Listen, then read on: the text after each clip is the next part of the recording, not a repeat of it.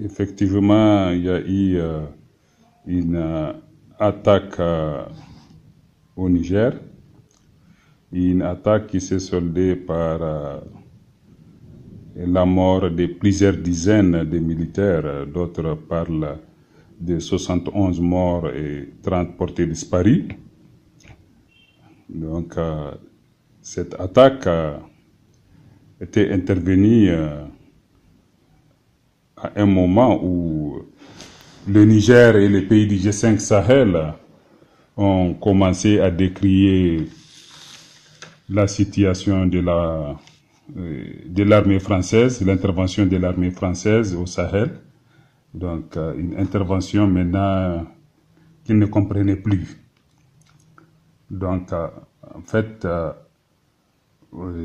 la base de Inates, c'est vraiment une base qui est une base forte. Mais si vous avez vu si des terroristes viennent pénétrer et faire ces dégâts, ça veut dire ils ont un soutien quelque part. Il y a un soutien quelque part qui ne dit pas son nom. Et voilà pourquoi, pas même au Niger, même au Mali, au Burkina Faso, au Tchad, en fait, les gens ne comprenaient plus quoi. Ne comprenaient plus la position de la force française.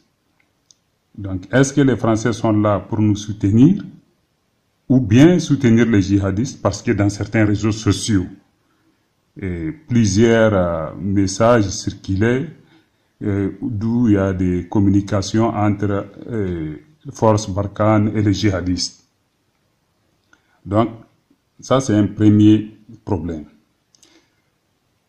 Le constat que j'ai fait, c'est que ces derniers temps, il y a le président français qui a invité, en tout cas nos présidents, à être en France pour savoir s'ils ont besoin réellement du soutien de la France ou pas.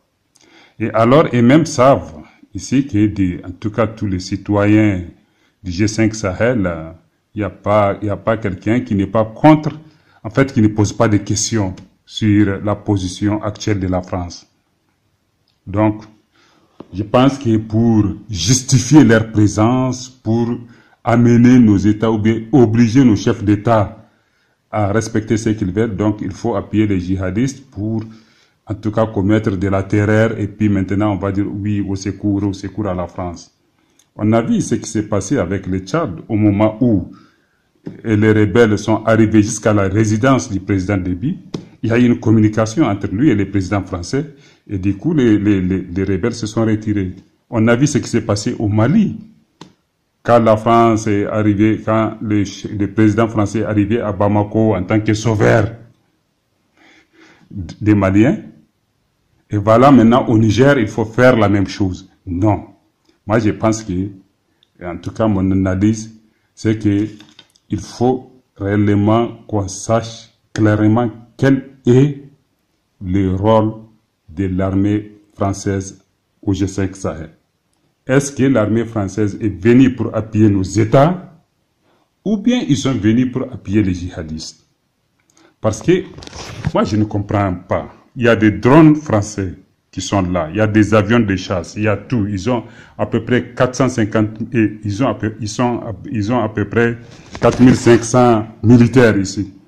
Et on attaque la zone d'Inates, on coupe la communication et il n'y a aucune intervention. Il a fallu le lendemain. Non, je pense qu'il y a un problème. Et on ne peut pas, les djihadistes ne peuvent pas faire des mouvements, même si c'est dans le territoire malien, arriver jusqu'à Inates et qu'on dise que la force Barkhane qui est dans la zone n'est pas informée ou bien ne les a pas vus. Il y a quelque chose. Donc voilà vraiment moi l'analyse que j'ai. Donc merci.